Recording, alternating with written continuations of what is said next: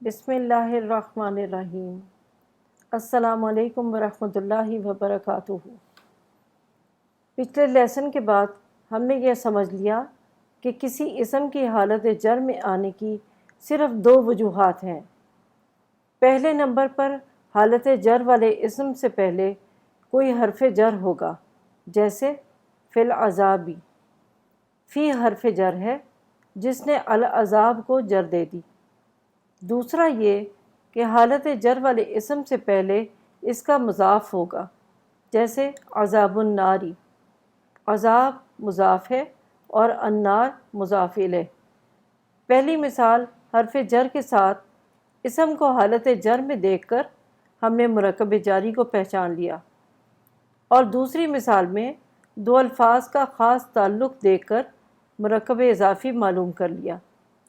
کبھی آپ کو مرکب جاری اور مرکب اضافی کا کمبینیشن بھی مل جائے گا۔ یوم القیامتی مرکب اضافی ہے، اس سے پہلے الہ حرف جر لگا دیں تو بنے گا الہ یوم القیامتی۔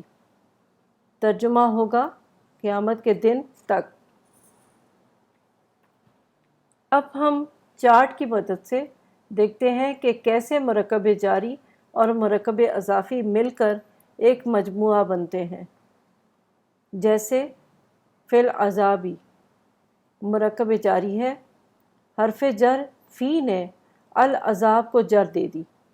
اسی طرح عذاب الناری مرکب اضافی ہے، مضاف عذاب نے النار کو جر دے دی ہے۔ آپ نے نوٹ کیا کہ لفظ عذاب پر نہ تنوین ہے نہ الف لام، یہ مضاف کی اہم نشانی ہے۔ اسی طرح اوپر والی مثال کو دوبارہ دیکھیے۔ الہ یومی مرکب جاری ہے، الہ حرف جر نے یوم کو زیر دے دی ہے، اور یوم القیامتی مرکب اضافی میں مضاف یوم نے القیامہ کو زیر دے دی۔ اب مرکب جاری اور مرکب اضافی جب اکٹھے لکھے جائیں گے تو لفظ یوم جو حرف جر کی وجہ سے مجرور ہوگا اور اس کا مضاف الیہ اس کی وجہ سے مجرور یعنی زیر کی حالت میں ہوگا۔ اب اور مثالیں دیکھیے۔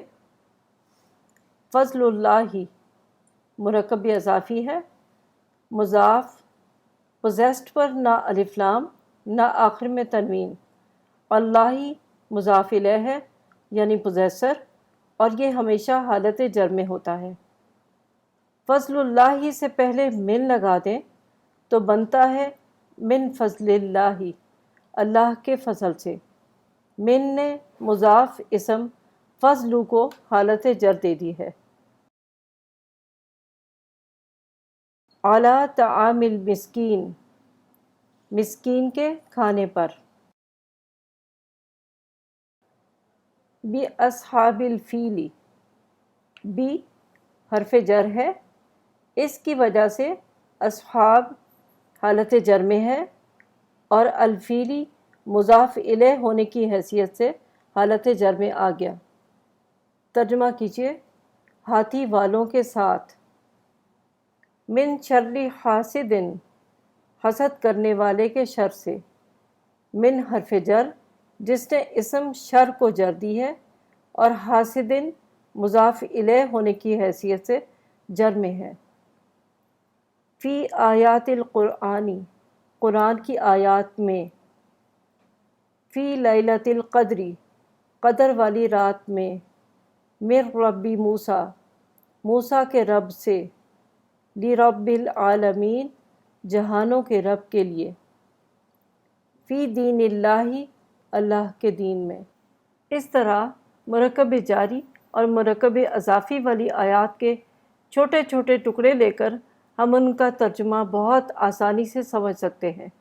یہ ہی عربی گرامر پڑھنے کا مقصد ہے کہ ہمیں قرآن کا ترجمہ تلاوت کرتے وقت سمجھ میں آ رہا ہو۔ سبحانک اللہم و بحمدک اشہد ان لا الہ الا انت استغفرک و اتوب الیک۔ السلام علیکم ورحمۃ اللہ وبرکاتہ۔